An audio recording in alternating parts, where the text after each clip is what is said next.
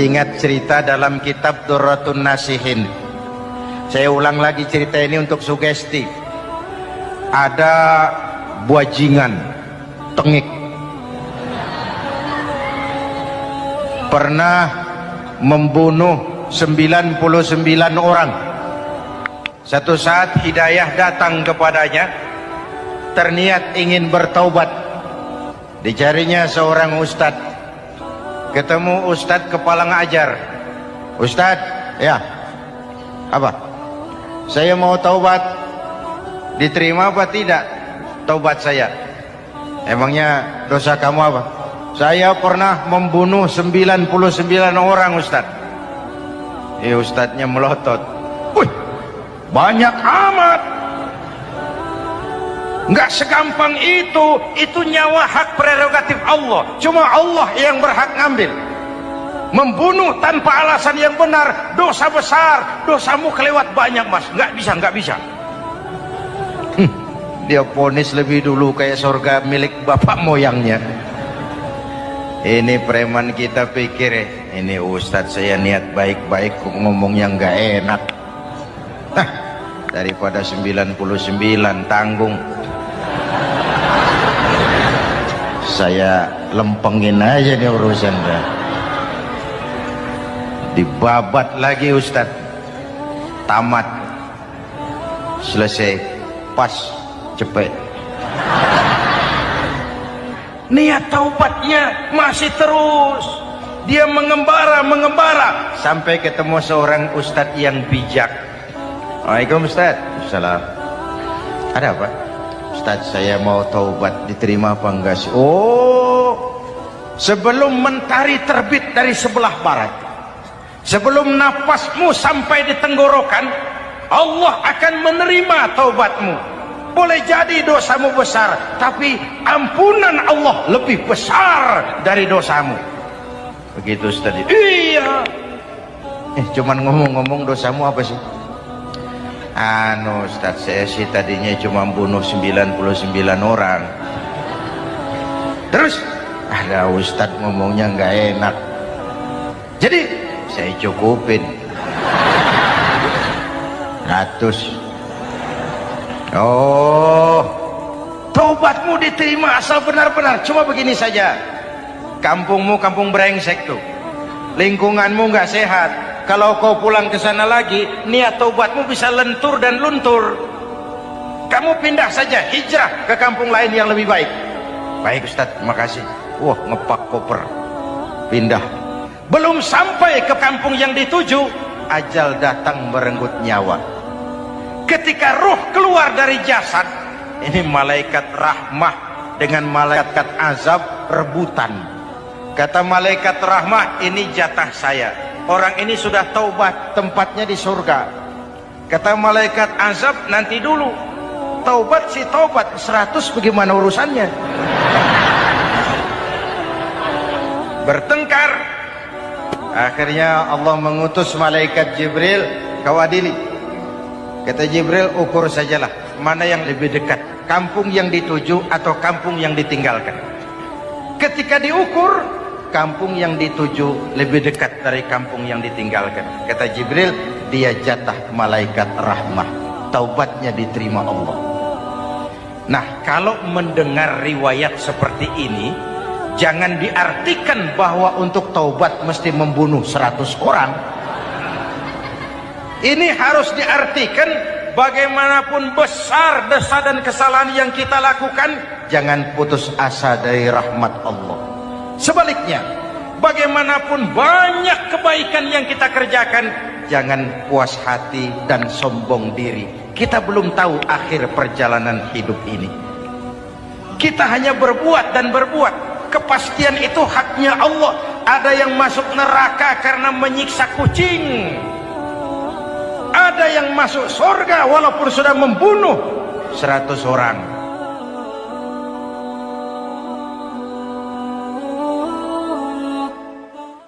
Belum pernah Allah menciptakan makhluk seindah manusia, sesempurna manusia.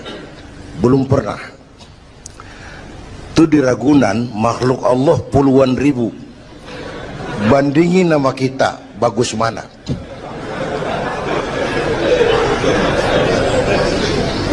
Ada makhluk Tuhan tuh yang disebut malaikat, diciptakan dari cahaya, immaterial, dan karena itu tidak perlu material.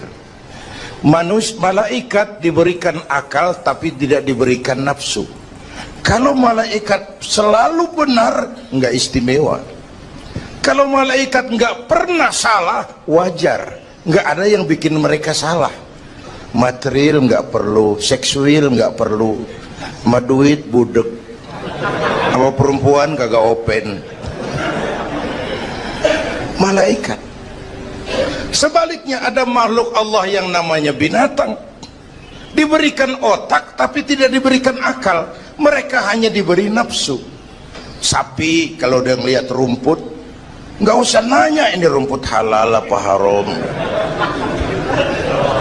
nggak usah. Ayam jago kalau sudah datang syahwatnya, nggak usah nengok ini banyak orang apa enggak, nggak usah. Dan itu wajar binatang. Nah, yang ketiga kita manusia nih, makhluk paling komplek, diberi akal, diberi nafsu. Tiap hari sejak bangun tidur sampai tidur kembali terjadi pergolakan perjuangan antara bisikan akal dan nafsu. Kadang akal menang, kita naik jadi malaikat, cuman potongannya manusia. Kadang nafsu menang, kita turun lebih kayak binatang, bahkan lebih rendah daripada binatang, lebih buas daripada binatang. Buas-buasnya sapi, makanannya cuma rumput. Manusia kalau sudah buas itu aspal, kabel telepon, minumnya solar.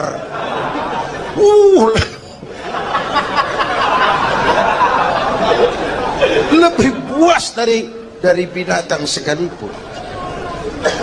Agar akal bisa mengendalikan nafsu, Allah menurunkan agama, bukan menghilangkan, mengendalikan, mengatur. Manusia tanpa nafsu bukan manusia. Manusia nafsu melulu, kebo.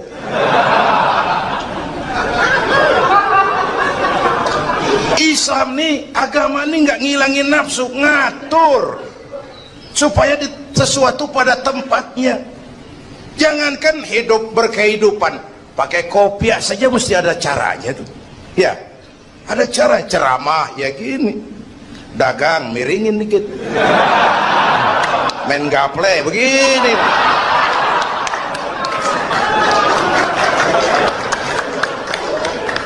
Pakai kopiah aja ada cara aja tuh. Mengendalikan nafsu itu ditempatkan pada tempatnya, bukan menghilangkan nafsu. Laki-laki perlu perempuan, perempuan perlu laki-laki, itu nafsu. Islam ngatur lewat pintu yang disebut nikah. Maka dalam Islam jangankan orang biasa, kiainya boleh kawin. Bener, saya kalau kiai nggak boleh kawin saya pilih mundur saya. Berat, rontok rambut.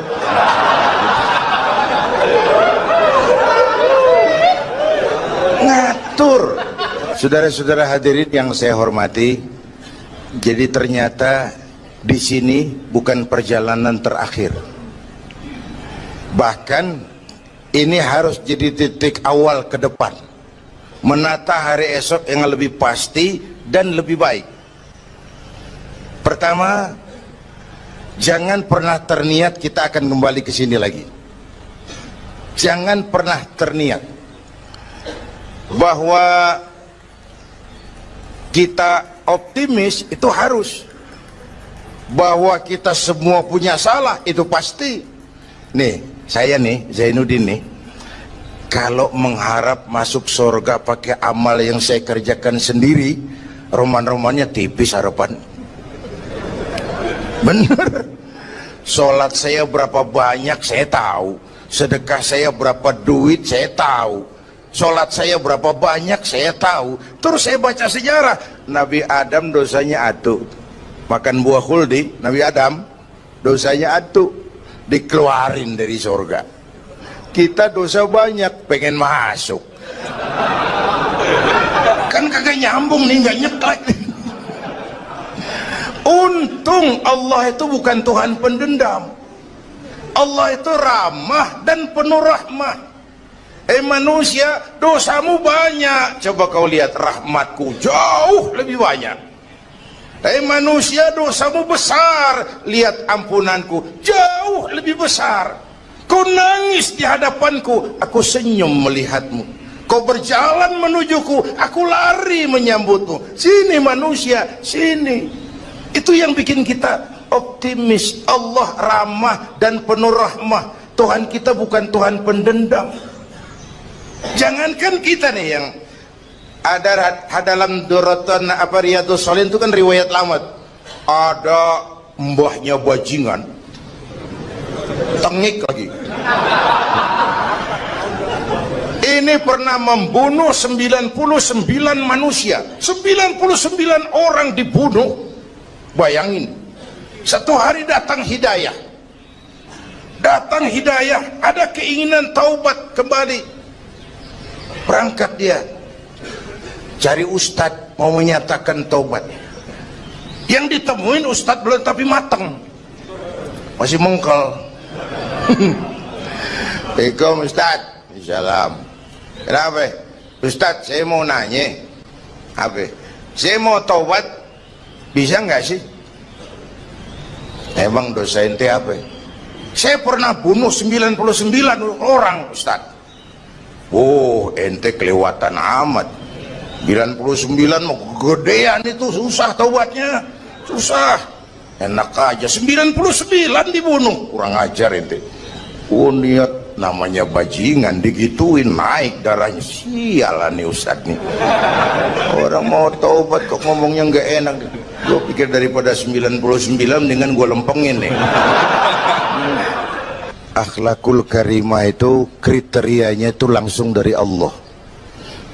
Jadi bukan manusia yang menentukan sesuatu itu baik, benar, salah.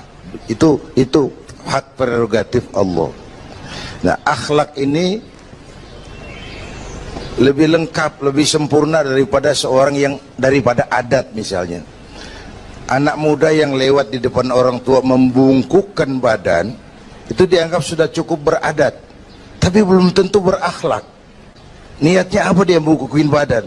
Ngelihat kaki-kaki udah bongkok. Tergantung niatnya itu. Secara adat dia sudah beradat, tapi belum tentu berakhlak, bergantung motivasinya. Oleh sebab itu dalam Islam akhlak itu 3. Pertama, akhlak kepada Tuhan. Ini yang terpenting dan ini pondasi. Akhlak kepada Tuhan itu intinya 2. Jangan menyekutukannya dengan sesuatu pun, jangan menyembah kecuali hanya kepadanya. Itu berakhlak apa tidak kita kepada Tuhan, kelihatan dari 2 ini. Jangan menyekutukannya dengan sesuatu, jangan menyembah kecuali hanya kepadanya. Itu sumber nilai akhlak. Jangan menyekutukan Tuhan dengan terang-terangan atau remeng-remeng. Kadang-kadang kita terang-terangan enggak, remeng-remeng kejebak. Gue entak pakai cincin ini nih, tuh, cincin dah. Gue entak pakai cincin ini nih. Jangan anak perawan, nenek-nenek lihat gue lemes. Nenek-nenek ya lemes. Nah, jangan menyembah kecuali hanya kepadanya. 1. Yang kedua, akhlak kepada sesama. Baik sesama muslim, non muslim, dan seterusnya. Yang ketiga, akhlak kepada lingkungan. Dia mau pohon ini kan kita harus berakhlak. Sama air kita harus berakhlak. Satu saat kampung saya banjir, saya ngomong sama engkong saya, "Kong banjir kong." Kata engkong saya, "Biarin, bukan salah air, habis salah lo." Salah kita bagaimana? Lah lo tempat air lo tempatin.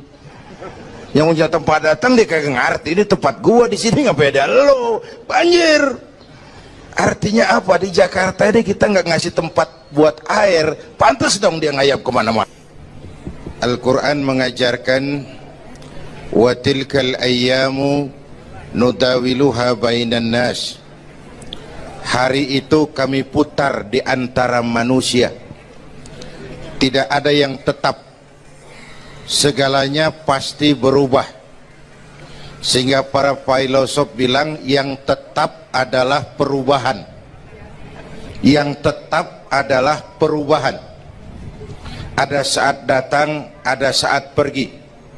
Ada hari dilantik, ada saat menyerahkan jabatan. Ada saat berdiri, ada waktunya duduk. Semua datang dan pergi silih berganti. Dalam proses perubahan itu sering terjadi pergeseran nilai. Ya Bu? Apaan? Serius banget. Emang kudu serius. Dalam perubahan itu sering terjadi yang disebut pergeseran nilai. Sebab apa? Sebab Al-Quran sudah memberikan indikasi. Kalla innal insana la yatgha ar-ra'ahus taghna. Manusia sering lupa diri apabila melihat dia berada dalam posisi yang mapan. Baik kemapanan itu karena kemampuan intelektual, karena kekuatan materi, atau karena faktor kekuasaan. Dikala itu orang sering lentur dan luntur, mengalami proses degradasi. Banyak orang tadinya dengan lantang teriak berantas korupsi, ganyang korupsi, cuma karena belum dapat kesempatan. Begitu dapat kesempatan, korupsinya lebih gila dari yang diteriakin. Ada nggak yang model begitu? Di luar negeri. Di luar negeri, luarnya lagi malah. Terjadi proses degradasi. Makanya saya sih ngarepin ini menteri-menteri kabinet baru kayak yang kemarin dilantik, DPR baru, saya ngarepin waktu dilantik tuh baca doanya nawaitu sauma godin. Niat puasa dulu deh. Ini negara lagi kurang tapi bagus, ekonomi masih gonjang ganjing, rakyat masih Senin Kemis. Nawaitu sauma godin dulu deh. Nunda dulu, nunda tempe boleh abis maghrib. Nunda entaran. Tahu boleh abis maghrib. Menteri mau naik mobil mewah boleh, ntar kalau ekonomi udah mendingan, rakyat napasnya udah pada lega. Nawaitu saum, ini malah dilantik malah Allahumma lakasumtu. Doa buka puasa yang dibaca habis rakus semua jadi.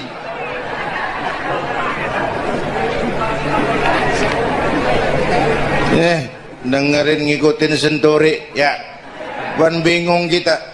Siapa yang nanggung jawab ini? Yang jawab banyak banget, yang nanggung kagak ada. Bener nih, yang jawab semua jawab pakai jurus bekelit. Yang nanggung kagak ada. Nih ujung-ujungnya saya khawatir kayak lagu Bengawan Solo, akhirnya ke laut.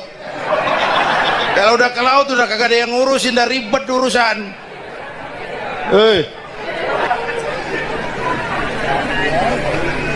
Kita ini sekarang banyak yang merasa pinter tapi tidak pinter merasa.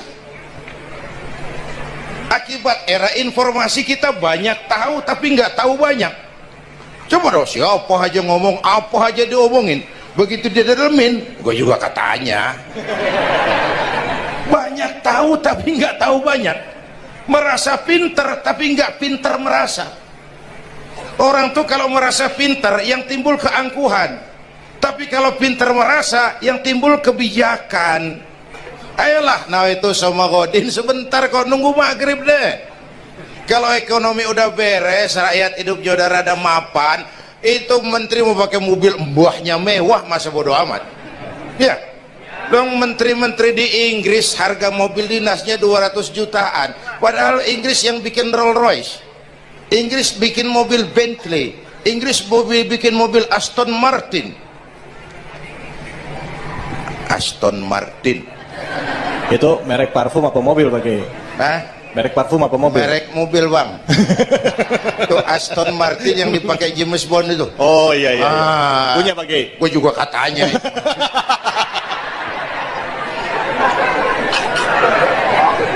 Lah mobil menterinya harga 200 jutaan. Menteri-menteri Malaysia pakai mobil Proton Saga, produknya sendiri. Kita 1,3 miliar. Ada, mudah-mudahan mobil dinas baru ini bisa meningkatkan kinerja saya, kata seorang menteri. Dodol. Apa hubungannya mobil mewah sama kinerja? Apa hubungannya mobil mewah sama kinerja? Kalau memang mental bajai, biar naik Mercy juga selandang-selandang nggak karu-karuan. Mental. Dan ini saya mau bicara, kita perlu stabilitas temperatur batin atas terjadinya perubahan yang membawa pergeseran nilai. Kita harus kayak ikan di laut. Ibu tahu ikan di laut?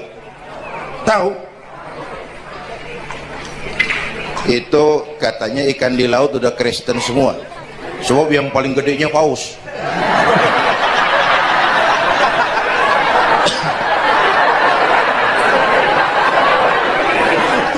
Menghadapi arus perubahan kita itu harus seperti ikan di laut, kata saya tadi.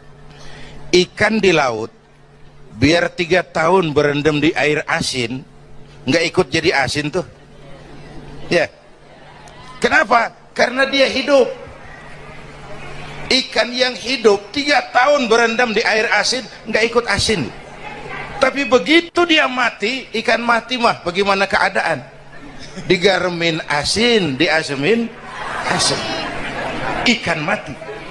Orang yang jauh dari agama jiwanya mati. Kalau jiwanya mati gampang diasem garemin lingkungan. Dekat sama ustadz kalem kayak ustadz, dekat sama tukang mabok teler aja lagi. Gue sih bagaimana yang nyamper aja gue mah. Gampang diasem garemin lingkungan. Tapi orang yang jiwanya hidup, silakan buka tempat pelacuran di samping rumah saya, pantang saya ikut. Silakan buka tempat judi di depan rumah saya, nggak bakalan saya ikut. Silakan buka minuman keras di belakang rumah saya, nggak bakalan saya ikut. Jiwanya hidup. Dan jiwa akan hidup kalau agama hidup di hati kita. Kita tidak bisa menghindari perubahan. Kita tidak bisa menghindari arus persaingan. Sekarang ini jangankan dagang, jadi kiai juga kalau nggak sanggup bersaing. Ini bahasa kasar tapi jujur. Curhat. Karena sekarang orang hidup di zaman banyak pilihan. Pergeseran nilai pas. Alif bawah alif depan u a e u mim da semata dalapan talam depan lu mata lu. Berasa. Nah, begitu masuk listrik, rumah pada terang, terjadi pergeseran nilai. Apa yang kita lihat? Televisi main gede-gedean. Ya, ya, ngaku lu ngaku. Suara Al-Quran sepi. Jangankan yang baca Barzanji, yang apal sifat 20, yang baca Quran pun sepi. Ini pergeseran nilai. Dulu sosial kontrol tajam pak, orang peduli sama lingkungan. Dulu, sekarang lu gue. Ya, ya. Dulu kalau ada anak gadis hamil di luar nikah, aib, malu selebar kampung. Sekarang makanan hari-hari. Benar-benar nih. Ibu-ibu lebih menghargai selingkuh daripada poligami. Ayo ngaku. Yang bapaknya senyumnya lebar banget nih pak. Yang bapak. Terjadi pergeseran nilai. Nah kita ingin pergeseran nilai itu yang positif, bukan yang negatif. Nah supaya bisa kita harus punya filter. Ini kan abad entertain pak. Orang pandai membangun pencitraan sekarang ini. Karena rakyat kita, umat kita ini kan sekarang kayak daun kering pak, gampang dikumpulin, susah diikat, berisik, gampang dibakar. Cepat heran, gampang kagum. Masyarakat mall nih, ibu-ibu nih, coba asal ada mall baru, rame-rame aja berangkat. Belah sono buka, rame-rame dia ke sono, kagak belanja, numpang heran doang. Ke sono heran, kemari kagum. Ini dimanfaatkan oleh ahli entertain, pandai membungkus, membangun opini, membangun pencitraan. Maka kita harus punya filter. menghadapi arus perubahan harus punya stabilitas temperatur batin. Apa konsepsi dasarnya? Agama, Bu. Kekuasaan kalau jatuh ke tangan orang beriman aman. Ilmu kalau jatuh ke tangan orang beriman manfaat. Harta kalau jatuh ke tangan orang beriman manfaat, rahmatan lil. Tapi kekuasaan jatuh di tangan orang yang jauh dari iman, Fir'aun kan dulunya cuman raja bang, cuman kelamaan jadi raja nggak ada yang nandingin, akhirnya lupa daratan ngaku jadi Tuhan. Ana rabbukumul a'la, aku Tuhanmu yang paling tinggi katanya. Dihadapi oleh Musa, dulu mah adu sihir, sekarang kan adu konsep. Itu cuman beda versi aja. Dulu adu sihir, sekarang adu visi dan misi. Polanya sama, begitu orang tuh dikenal dari visi dan misinya. Akhirnya Fir'aun mengangkat diri jadi Tuhan, ditenggelamkan di Laut Merah. Begitu udah cengap-cengap napas sampai tenggorokan baru amantu bi Rabbi Musa wa Harun. Aduh, kalau begini saya juga percaya sama Tuhannya Musa. Udah mau mati. Walaikal maut, gemes banget, dikedukin lumpur, dijubulin, mampus loh. Kemarin kemana udah gini hari baru beriman.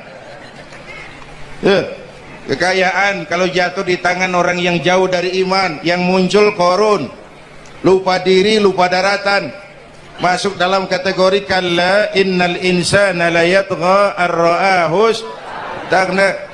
Maka dalam pada itu kita bersyukur Majelis Ulama memberikan fatwa yang berkenaan dengan perubahan-perubahan yang terjadi di tengah-tengah kita, supaya kita ini punya pagar, supaya kita punya benteng ada yang kita pegang. Dan yang memberikan fatwa juga Majelis Ulama, bukan seorang tuh, majelis, lalu terdiri dari berbagai macam proses pertimbangan. Nggak sembari ngelamun di bawah pohon jambu tuh nyusun fatwa tuh. Saya perlu sampaikan ini sebab orang kan harus hati-hati. Memang ada hadis, barang siapa yang berijtihad lalu ijtihadnya benar dapat 2 pahala, kalau ijtihadnya salah dia dapat 1 pahala. Manijtahada, man di sini bukan lil itlaq, bukan siapa saja, barang siapa lalu siapa saja, nggak beres urusan. Barang siapa yang memenuhi persyaratan untuk berijtihad lalu dia berijtihad, itu yang kalau salah dapat 2, kalau salah dapat 1, kalau benar dapat 2. Jadi manijtama'a fihi syurutul ijtihad, bukan man lil itlaq lalu siapa saja boleh berijtihad lalu lahir fatwa yang aneh-aneh. Tetapi sungguh pun demikian, fatwa Majelis Ulama itu tidak bersifat mengikat. Ini yang bijaksananya. Tuh, dalam Al-Quran Pak, Bu, balik lagi ke ceramah nih. Dalam Al-Quran Allah itu maha bijaksana. Kapan? Coba. Kalau sorga disediakan untuk orang yang tidak punya dosa, sepi sorga. Ya, nih, ayo jujur nih, ada nggak yang kagak punya dosa di sini? Nggak ada. Untung Allah bilang apa? Wa amma man sakulat mawazinuhu fahuwa fi 'ishatir radiyah. Orang yang timbangan kebaikannya lebih berat dari timbangan La ilaha illallah, bahwa tidak ada Tuhan yang perlu disembah selain daripada Allah subhanahu wa ta'ala. Ini hakikatnya merupakan inti daripada ajaran rasul-rasul terdahulu. Kenapa? Seluruh rasul bersumber dari satu sumber yang sama, yaitu dari Allah subhanahu wa ta'ala. Maka prinsip ajaran ketuhanan yang mereka bawa tentu saja sama. Nabi Adam mengajarkan la ilaha illallah, Nabi Nuh mengajarkan la ilaha illallah, cuma tentu sambungannya Nuh Rasulullah. Nabi Ibrahim mengajarkan la ilaha illallah, Ibrahim Rasulullah. Nabi Musa mengajarkan la ilaha illallah, Musa Rasulullah. Bahkan Nabi Isa mengajarkan la ilaha illallah, Isa Rasulullah. Dan Nabi Muhammad mengajarkan la ilaha illallah, Muhammadur Rasulullah. akhlak manusia kepada Allah dengan menanamkan tauhid. Jadi kalau ingin berakhlak yang benar kepada Allah, jaga tauhid, pegang teguh akidah. Saudara-saudara kaum muslimin rahimakumullah, lawan daripada tauhid adalah kufur. Kufur bisa dua, bisa kufur iman, bisa kufur nikmat. Kufur itu sifatnya, kafir itu orangnya. Ada orang kufur iman, dan ini merusak akhlak kepada Allah subhanahu wa ta'ala. Kufur iman itu kadang-kadang bentuknya syirik, orangnya disebut musyrik. Kufur iman itu kadang-kadang bentuknya nifaq, orangnya disebut munafik. Kufur iman itu kadang-kadang bentuknya riddah, orangnya disebut murtad.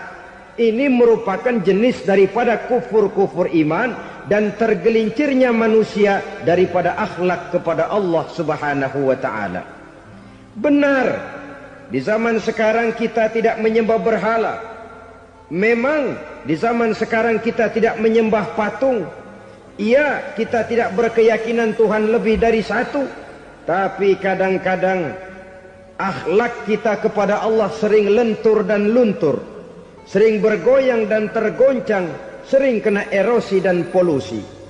Bahwa kita tidak menyembah Latta, Uzza, Manat dan Hubal seperti masyarakat jahiliyah dahulu, memang. Tapi Latta zaman sekarang, Uzza zaman sekarang, Manat dan Hubal di zaman sekarang, berhala-berhala di abad kita sekarang ini, kadang-kadang bernama harta, kadang-kadang bernama wanita, kadang-kadang bernama tahta, mungkin juga bernama Toyota.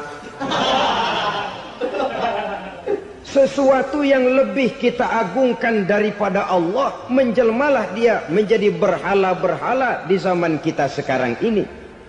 Manakala kita di kantor sudah lebih takut kepada kepala bagian kita daripada kepada Allah, maka Tuhan kita barangkali adalah kepala bagian kita. Manakala kita sudah lebih takut kepada manusia daripada kepada Allah, bergeserlah akhlak kita kepada Allah, mengagungkan manusia dan menomorduakan Allah. Maka di zaman sekarang akhlak kita kepada Allah sering kena erosi, sering kena polusi.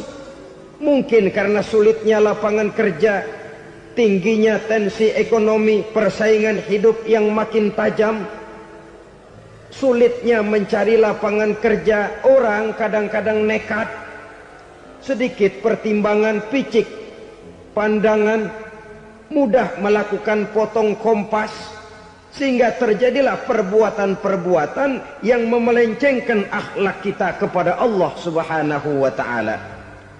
Kadang-kadang terjebak mempercayai selain daripada Allah.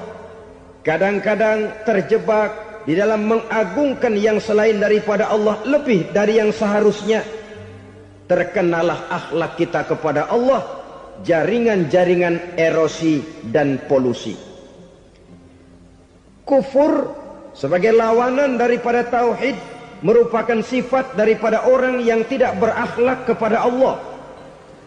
Bentuknya pertama bisa syirik. Syirik itu artinya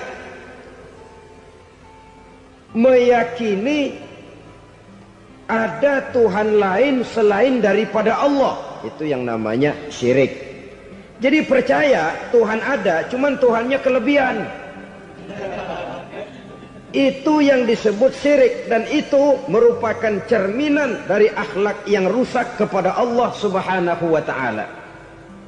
Berkeyakinan Tuhan lebih dari satu, berkeyakinan bahwa Tuhan itu beranak atau diperanakkan, atau mengagungkan sesuatu sama dengan Allah, atau menjadikan yang selain Allah sebagai tujuan akhir daripada perjalanan kehidupan ini, maka itu sudah terjebak kita dalam musyrik.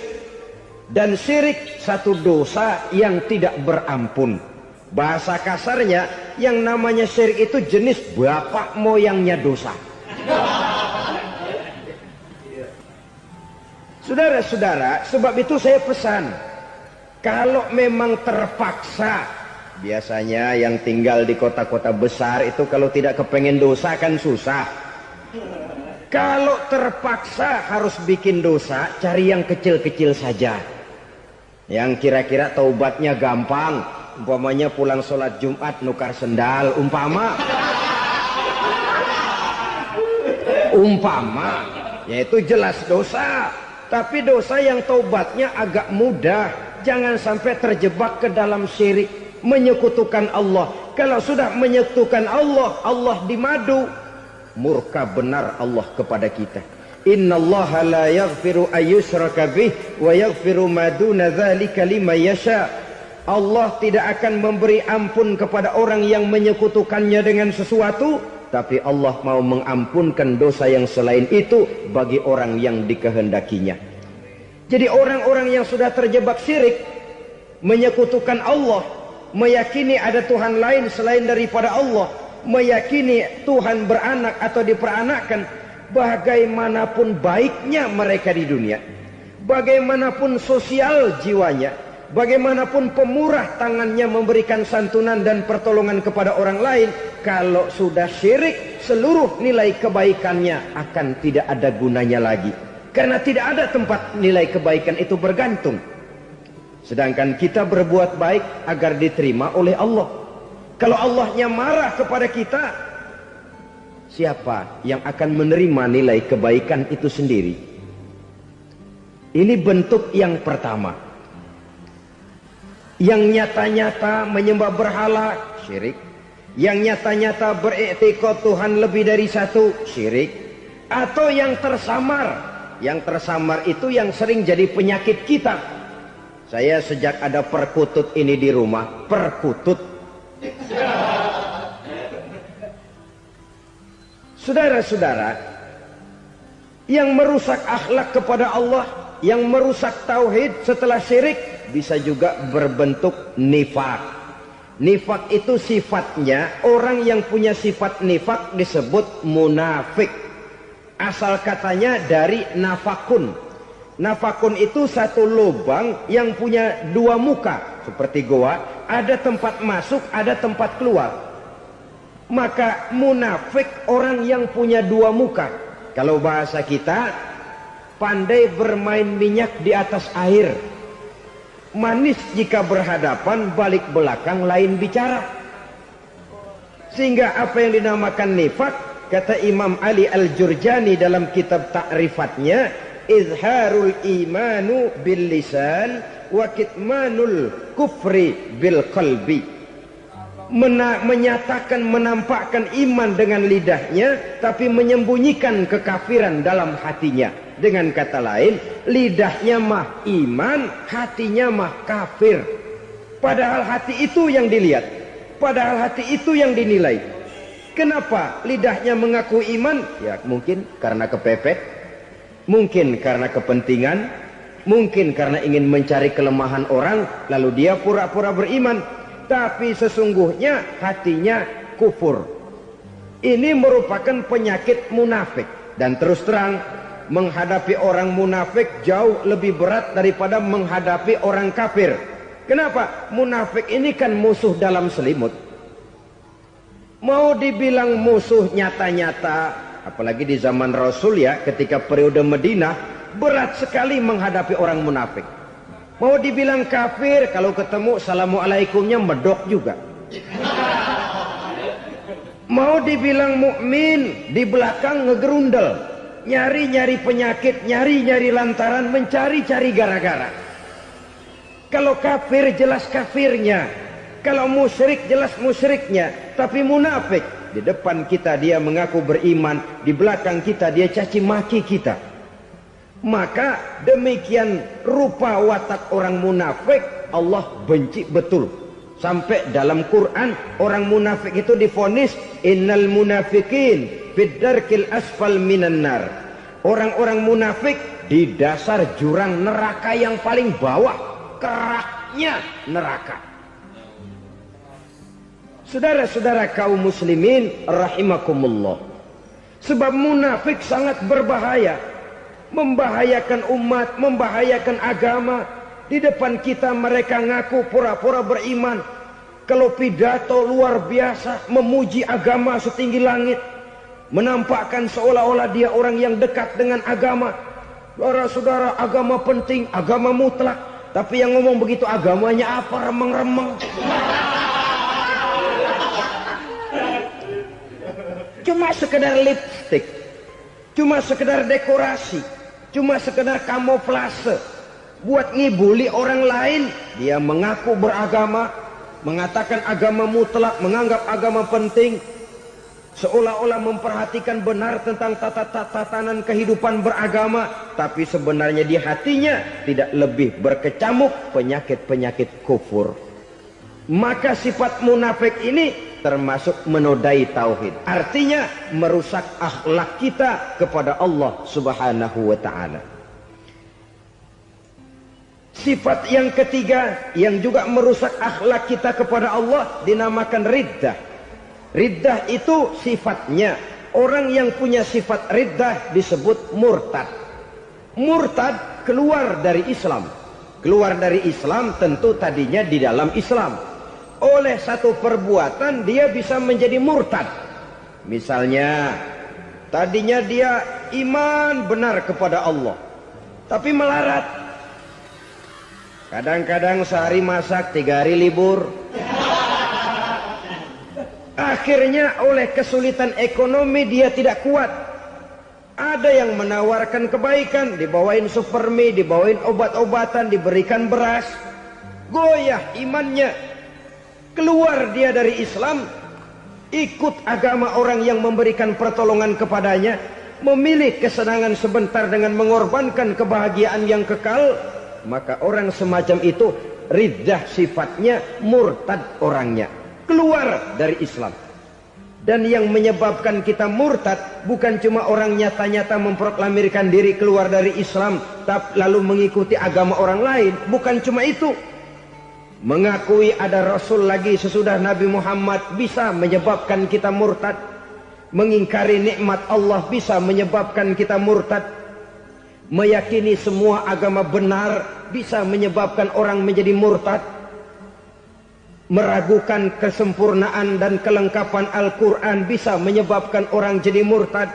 Mengingkari sunnah bisa menyebabkan orang menjadi murtad. Banyak hal-hal yang bisa mendatangkan penyakit riddah dan membuat pelakunya menjadi murtad. Dan ini menodai akhlak kita kepada Allah Subhanahu wa ta'ala. Itu tadi kufur iman, saudara-saudara. Nyata-nyata mengingkari Allah, baik dalam bentuk syirik, nifak, ataupun riddah. Kufur yang kedua dinamakan kufur nikmat. Apa itu kufur nikmat? Sitru nikmatil mun'im au ya'malu fi mukhalafatil mun'im. Menutup-nutup nikmat Allah atau melakukan perbuatan yang menentang, bertentangan dengan kehendak yang memberikan nikmat. Jadi kufur nikmat pertama, nutup-nutupin Tuhan. Tuhan jalingin. Duit lu banyak amat, dari mana? Gua kerja. Lalu kerjanya nomor 1. Orang yang berakhlak kepada Allah, dia akan menjawab, kamu uangnya kok banyak, dari mana? Rizki dari Allah. Caranya, saya kerja. Kerja itu cara, rizki itu dari Allah datangnya. Bukankah di zaman sekarang kita sering terpleset? Ini merupakan cerminan dari rapuhnya akhlak kita kepada Allah Subhanahu wa ta'ala. Karena usaha saya memang, karena saya peras keringat banting tulang, tentu. Tapi sadarkah kita bahwa sepanjang yang bisa kita lakukan cuma berusaha, peras keringat banting tulang?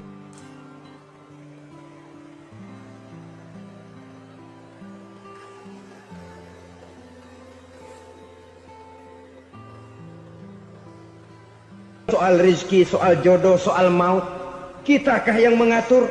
Kitakah yang menentukan? Subhanallah. Manusia sungguh tidak berdaya menghadapi 3 hal paling pokok ini. Rezeki, kita cuma bekerja. Kitakah yang menentukan? Tidak. Kita berusaha saja rezeki belum pasti dapat, apalagi kalau kita tidak berusaha. Jangan terjebak dalam fatalisme, belum perang udah nyerah. Emang dasar rezeki datangnya dari Tuhan, nggak usah kerja, dan ntar juga kalau dia datang. Dari mana datangnya? Kerja saja belum tentu dapat rezeki, apalagi kalau tidak kerja. Yang jelas usaha perlu kepastian, itu urusan Allah. Ini akhlak kepada Allah Subhanahu wa ta'ala. Jodoh juga begitu. Kita berusaha, kita berupaya, Allah menghendaki lain jadinya. Maut juga begitu. Siapa sih yang pengen ngadepi maut? Siapa sih yang pengen mati? Siapa sih yang pengen ketemu malaikat Israel? Tidak seorang pun kalau ditanya, kecuali mereka yang putus asa ya. Kalau otaknya masih normal, mau mati mesti belakangan dulu udah dikit. Tapi yang satu itu saudara, kalau dia sudah datang, tenaga mana yang bisa menolak? Kalau dia sudah berkunjung, kekuatan mana yang bisa menghindar? Kalau dia sudah ingin bertemu, kemana kita bisa melarikan diri? Manusia sepanjang yang dia lakukan hanya berusaha, tapi kepastian, ketentuan dari Allah Subhanahu wa ta'ala. Orang yang kufur nikmat, nutupin Allah. Dia merasa rezekinya adalah mutlak peras keringatnya, seolah-olah Allah nggak punya peranan apa-apa di situ. Oh, ini kan saya bisa rumah begini karena saya kerja keras. Oh, ini mobil saya begini saya kerja keras. Peras keringat banting tulang keras.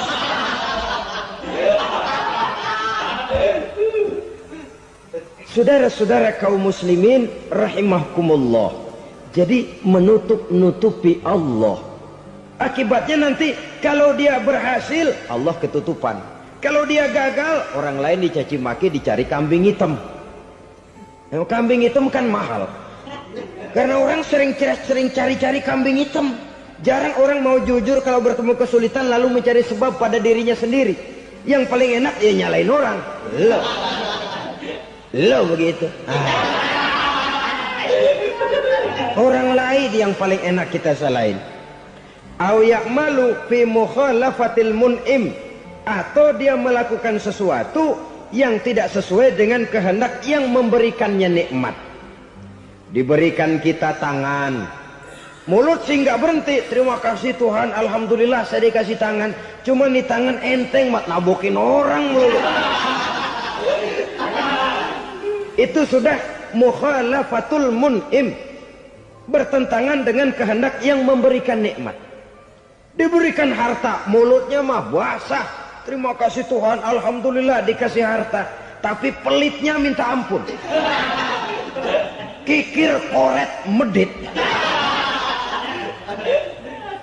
Ini juga termasuk kufur nikmat, mempergunakan suatu nikmat bertentangan dengan kehendak daripada yang memberikan nikmat itu sendiri. Saudara-saudara kaum muslimin rahimakumullah, oleh karenanya kufur iman memang lebih bahaya daripada kufur nikmat. Tapi jangan lupa, kufur nikmat bisa menyeret orang kepada kufur iman. Nah kalau Allah udah dialingin, Tuhan sudah dinomor duain, lama-lama kenapa dia tidak mendewakan dirinya sendiri? Mendewakan pangkatnya, mendewa-dewakan otaknya, mendewa-dewakan kemampuannya. Pada awalnya dia memang cuma kufur nikmat, tapi lambat laun kalau ini tidak diobati, secara pasti orang akan mengarah kepada kufur iman. Bisa berbentuk syirik, bisa berbentuk nifak, bisa berbentuk riddah. Saudara-saudara, oleh karena itu menjaga akhlak kepada Allah mutlak penting. Sebab apa? Kita tidak berakhlak kepada manusia saja, kita dikucilkan dari pergaulan. Kalau kita tidak berakhlak kepada Allah, dikucilkan oleh Allah. Hadis qudsi menyatakan, man lam yashkur ala na'mai wa lam yasbir ala balai falyakhruj min tahtis samai falyatlub rabban siwaya. Kata Allah, siapa orang yang tidak mau bersyukur terhadap nikmat yang aku berikan kepadanya dan tidak mau sabar terhadap ujian yang aku berikan kepadanya, falyakhruj min tahtis samai, persilahkan saja keluar dari kolong langitku. Wal yatlub rabban siwaya, tolong cari Tuhan lain selain daripada aku. Murka Allah, diusir, cuman gak kedengeran aja. Siapa yang tidak mau syukur terhadap nikmatku, siapa yang tidak mau sabar terhadap ujian yang aku berikan kepadanya, persilakan keluar dari kolong langitku ini, cari Tuhan lain selain aku. Nah, langit Tuhan yang punya, Tuhan kita lawan, diusir dari kolong langit, mau pindah ke kolong mana?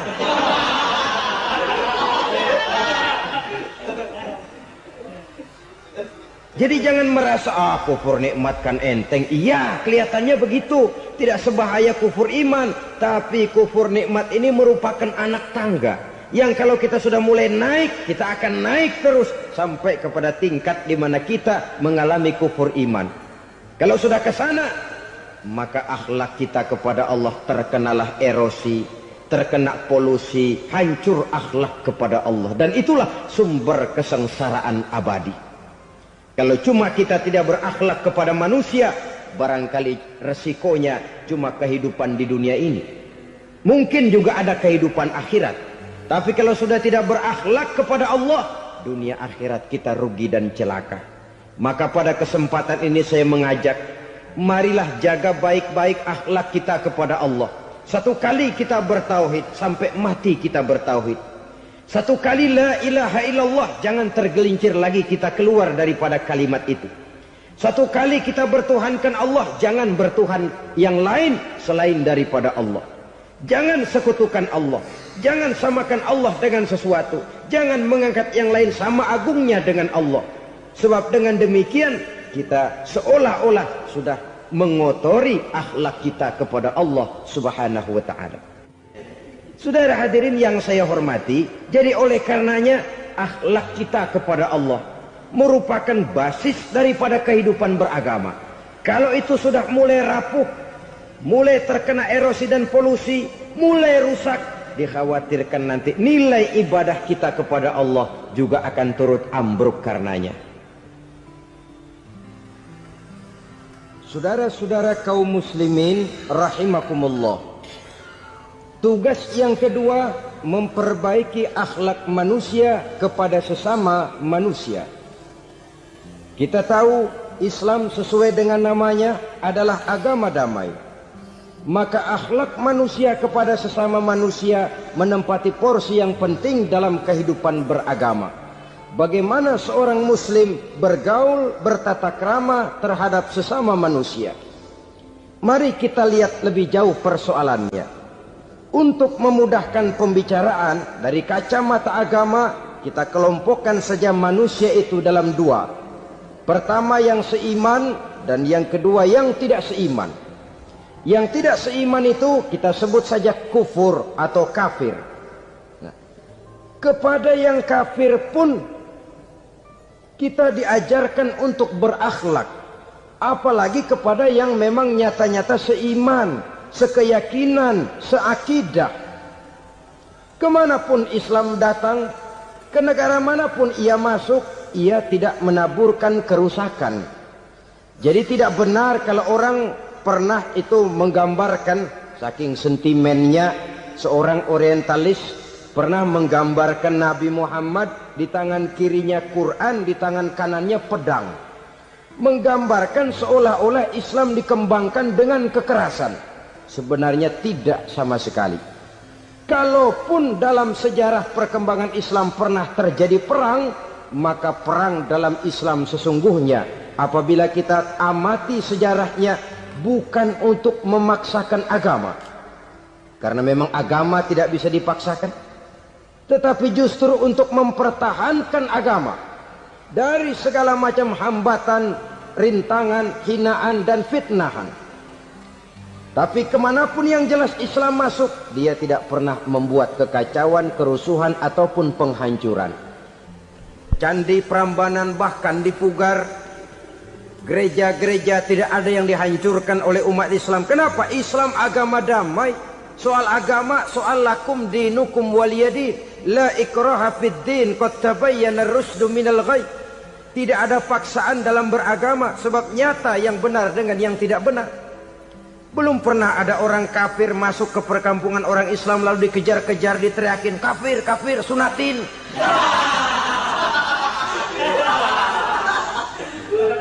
Belum pernah. Kenapa? Islam menghormati orang lain agama. Nah, yang kafir ini macam-macam, saudara.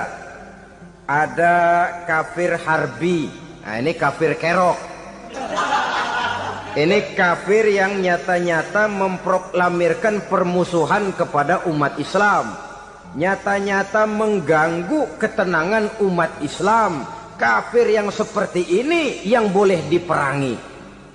Misalnya kita mau sembahyang Jumat dijagain. Nggak boleh sembahyang Jumat, getok palanya. Kafir harbi artinya tantangan perang datang dari mereka, bukan kita yang mulai, mereka yang buka front. Prinsipnya umat Islam tidak boleh mencari-cari musuh, tapi pun tidak boleh lari kalau ketemu musuh. Musuh jangan dicari, ketemu jangan lari. Karena itu kesan seolah-olah umat Islam ini teroris, umat Islam ini destroyer, umat Islam ini sering menimbulkan keonaran, kerusakan. Sungguh satu fitnahan yang sangat keji. Umat Islam adalah umat yang cinta damai. Islam di masa perkembangannya masuki Eropa melalui Selat Gibraltar, Jabal Tariq, memasuki Spanyol. Islam tidak pernah meruntuhkan gereja. Islam tidak pernah membunuh orang-orang Nasrani. Bahkan Islam mewariskan peradaban dan kebudayaan yang begitu tinggi nilainya di bidang ilmu pengetahuan. Sampai ketika itu Barat banyak mengkaji ilmu pengetahuan dari dunia Islam. Buku-buku berbahasa Arab diterjemahkan ke bahasa Yunani, dipelajari oleh para cendekiawan di negeri Barat sana. Mereka mengambil manfaat yang banyak dari masuknya Islam ke Eropa.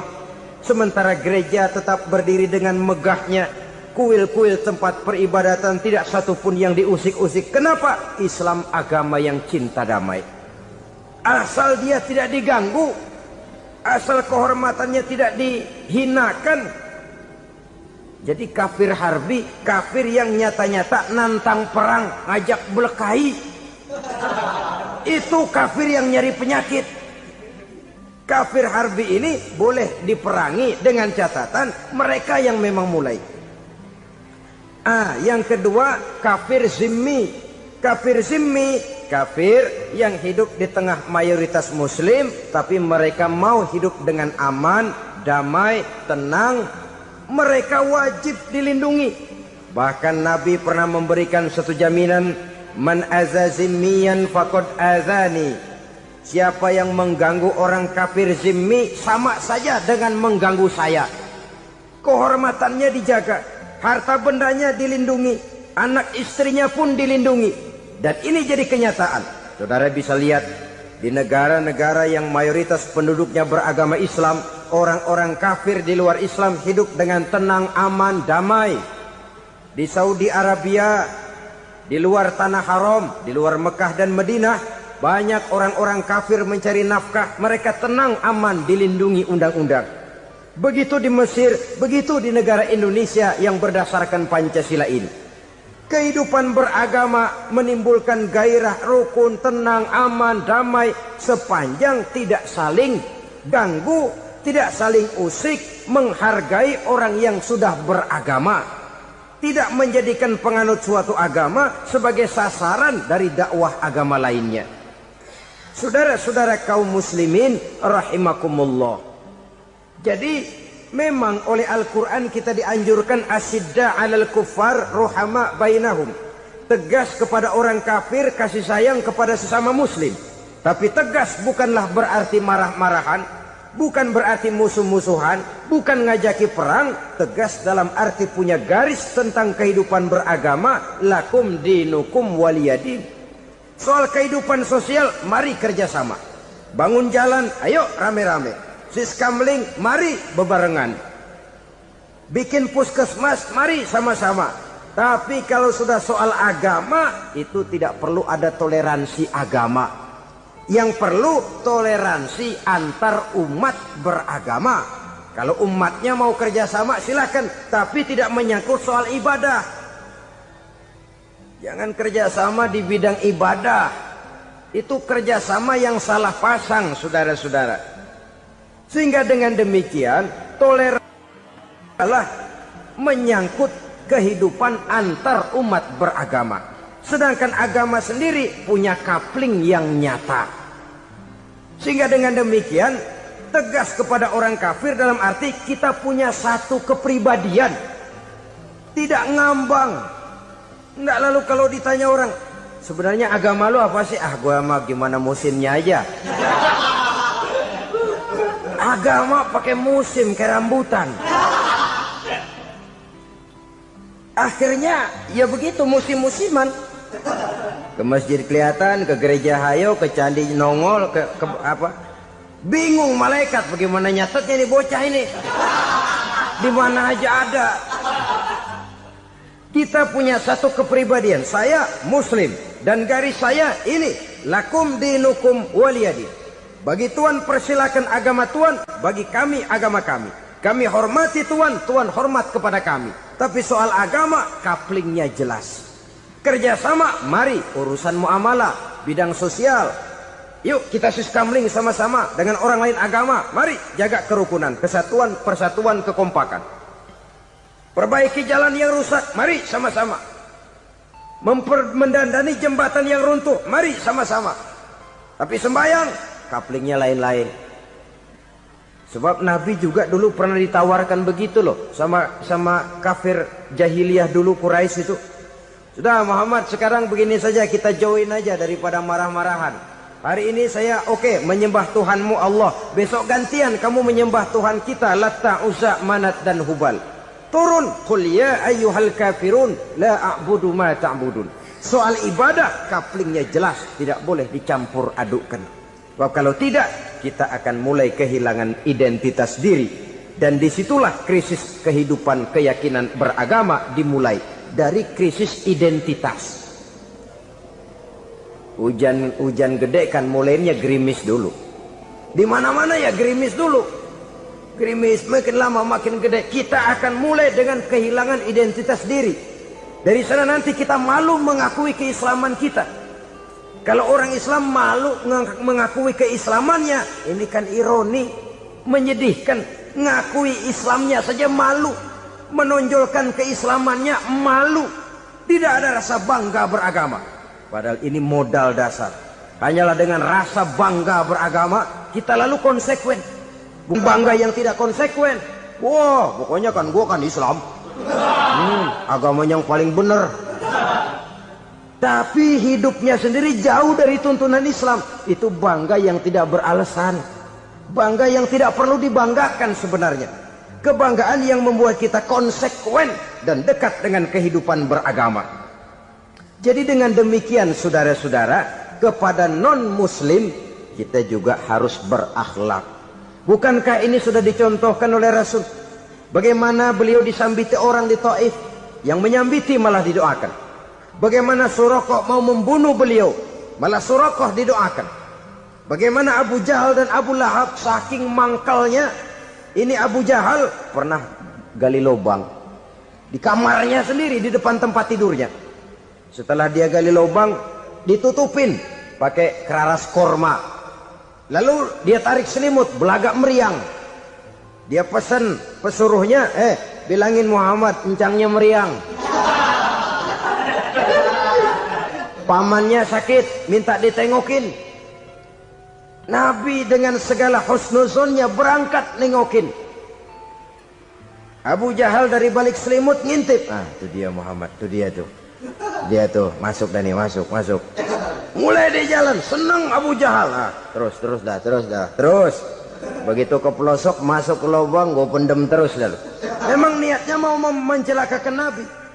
Sudah tinggal beberapa langkah lagi Nabi akan berjalan ke arah lubang itu. Malaikat Jibril ngasih tahu, Muhammad, Abu Jahal pamanmu cuma pura-pura sakit. Di depan tempat tidur itu ada lubang sudah dia gali untuk menjerumuskan kamu. Sudah, balik pulang. Balik badan Nabi. Sudah hampir mau melangkah, kakinya malah muter pulang. Abu Jahal yang lihat Nabi sudah hampir jatuh, nggak jadi, balik pulang. Lupa kalau lagi sakit. Udah Muhammad buruan sini. Ke pintu dia kejar, dia lupa sama lubang yang dia gali. Begitu dia kejar, dia yang kepelosok masuk ke dalamnya. Sejak saat itu ada pepatah, man hafara hufratan waqa'a fiha. Siapa yang suka nggali lubang, dia sendiri bakal terpelosok ke dalamnya. Jatuh dia ke lubang yang dia gali. Padahal ya paling banter 2 atau 3 meter paling dalam. Dari dalam lubang itu dia teriak-teriak, Muhammad, tolongin, pamanmu kecebur. Kasih tahu Muhammad, kasih tahu. Datang lagi lah pesuruhnya, Muhammad, pamanmu Abu Jahal kecebur, minta tolong diangkatin. Sudah diulur tambang, habis sambung lagi, nggak bisa sampai. Masa iya, cuma kamu yang bisa nolong? Apa yang dilakukan Nabi? Balik mau nolongin. Akhlak. Kita kalau ada orang gali lubang buat nyeburin kita, dia sendiri yang kecebur. Gorok gua kagak lemin loh. Mati sekalian dah. Nabi mah enggak, balik nolongin tuh Abu Jahal. Kenapa paman kecebur? Iya Muhammad, tolong, tambang udah diulur-ulur, sambung-sambung nggak sampai. Aduh kasihan paman, nih pegang tangan saya. Nabi cuma ulurin tangan, nyampe dipegang oleh Abu Jahal. Diangkat ke atas, nyampe atas, apa kata Abu Jahal? Tambang bergulung-gulung nggak nyampe, kamu cuma pakai tangan doang kok bisa Muhammad, hebat banget sihirmu. Mukjizat dia bilang sihir, udah ditolongin nyelak lagi, kan yang enak kita injak palanya.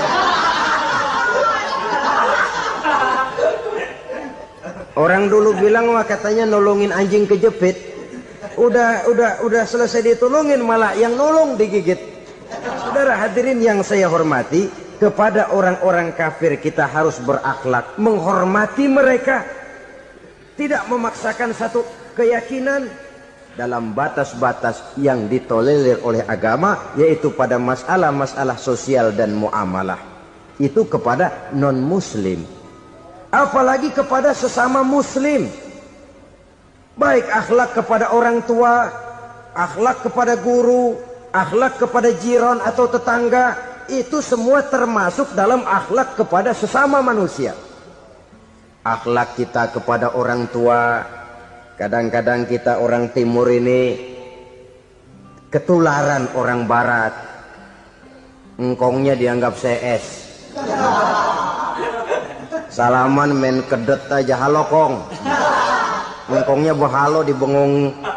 Saudara-saudara kaum muslimin rahimakumullah, akhlak yang tua kepada yang muda, akhlak yang muda kepada yang tua, kepada jiran dan tetangga, kepada sanak famili dan handai tolan, pendeknya kepada sesama muslim. Tetangga ada haknya, ada hak tetangga yang kalau kita berakhlak itu harus dipenuhi. Contoh kecil, kalau saya beli radio, itu saya dong boleh berpikir, ini radio saya beli pakai uang saya setel di rumah saya, sekeras-kerasnya ada apa sama orang lain?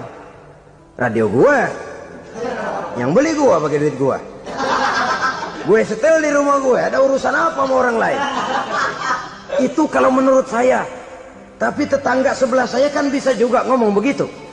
Mata gue, yang ngantuk gue tidur di rumah gue, kenapa suara radio lu masuk kemari? Ketika itulah lalu kebebasan saya nyetel radio dibatasi oleh kebebasan tetangga saya yang mau tidur. Ini sudah akhlak namanya. Umpamanya lagi ada Nabi ajarkan, iza tobakhta maraqatan fa'akthir ma'aha wa ta'ahad jiranaka. Kalau kamu masak sayur, banyakin kuahnya, bagiin tetangga kamu. Bukan bagiannya itu yang jadi soal, tapi akhlak kepada tetangga. Udah tahu tetangganya kelaparan, diseksa, goreng ikan asin, se-RW baunya ngayap, kembang kempis orang nungguin. Saudara hadirin ma'asyiral muslimin rahimakumullah.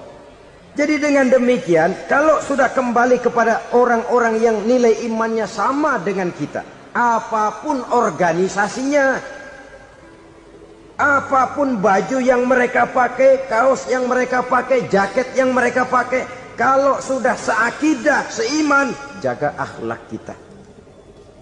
Pendapat boleh berbeda, kaos boleh tidak sama, jaket boleh beraneka warna, bendera boleh beragam-ragam, tapi ukhuwah Islamiyah ini utamakan. Adalah lebih baik mencari persamaan dalam kehidupan dan bukan memperbesar perbedaan. Hanyalah dengan mengembangkan nilai-nilai akhlak semacam ini, toleransi tidak hanya diperlukan kepada yang non-muslim, kepada sesama muslim pun toleransi. Artinya apa? Jangan memponis amalan orang lain. Yang usoli, yang tidak usoli, berjalanlah menurut keyakinannya masing-masing. Jangan lalu memponis, itu namanya nggak toleransi.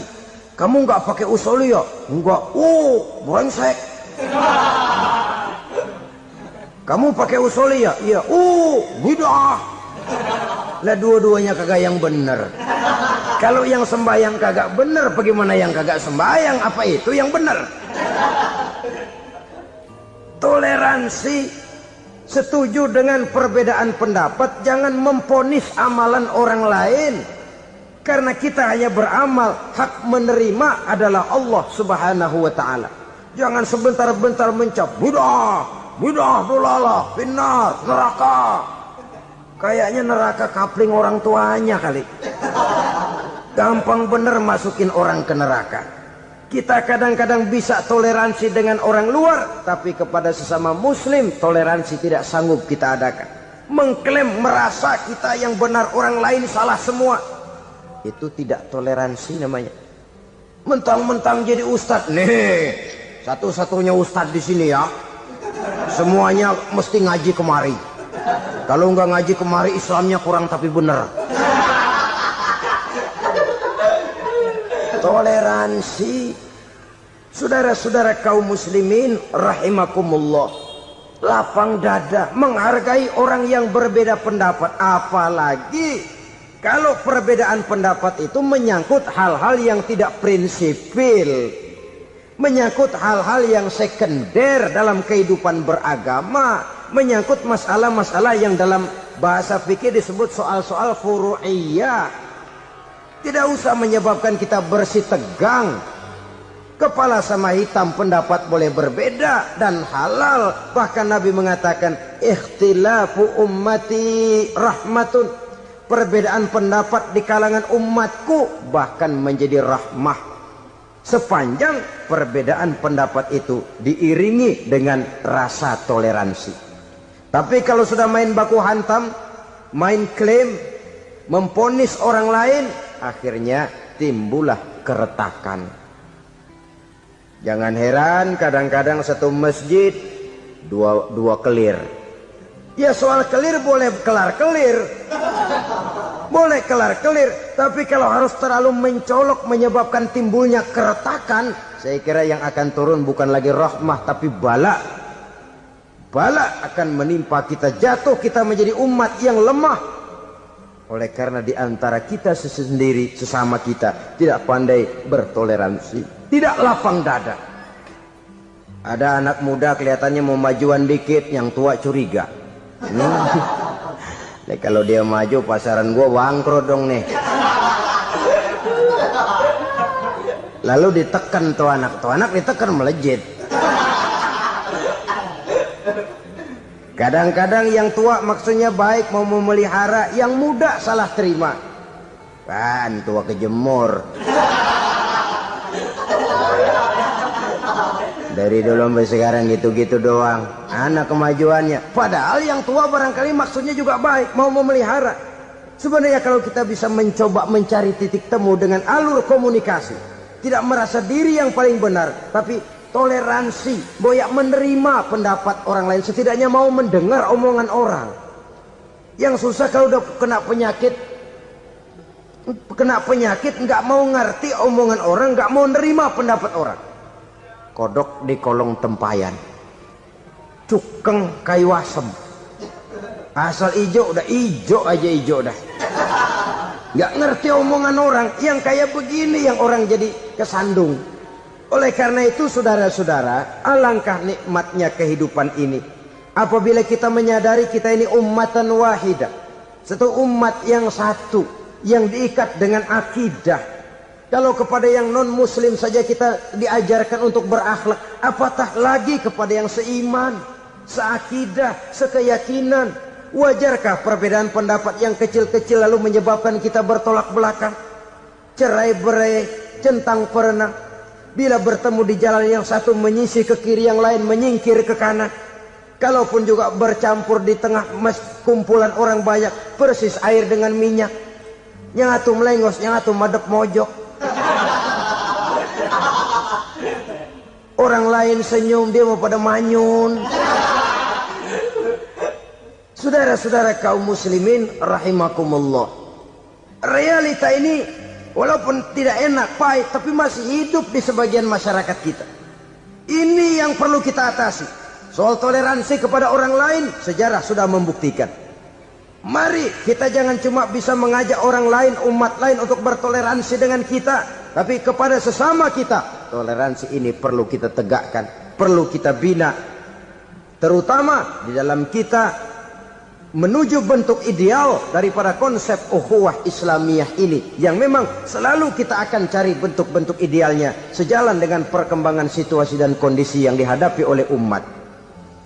Perbedaan organisasi, perbedaan kepentingan organisasi tidak seharusnya menyebabkan kita merasa meremehkan orang lain dan mengangkat diri, mengklaim diri sebagai yang ter. Jadi dengan demikian, apabila yang pertama tadi akhlak kepada Allah dinamakan hablum minallah, maka yang kedua ini merupakan hablum minan nas. Jikalau baik akhlak kita kepada Allah, baik akhlak kita kepada manusia, nikmat rasanya menjalani kehidupan. Kadang-kadang orang akhlaknya kepada manusia baik, tapi kepada Allah tidak baik. Hormat sama yang tua, menyayangi yang muda, sama tetangga rukun, tapi sama Tuhan nggak mau sujud. Ini baik kepada manusia, tapi tidak berakhlak kepada Allah. Atau sebaliknya, sujudnya sama Allah mah tekun, bener khusyuk, bahasanya juga fasih, luar biasa. Tapi sama manusia sombong, takabur, ujub, merasanya dia doang yang paling benar. Sebab iblis itu ya, itu kadang-kadang datang lewat hati, dan memang selalu markasnya di situ. Kalau dia tidak bisa menggoda kita dengan yang lain, dia tumbuhkan sifat ujub. Dia bisikin, wah memang di kampung ini yang paling banyak ibadahnya ente, yang lain mana, lihat tuh kerocok semua.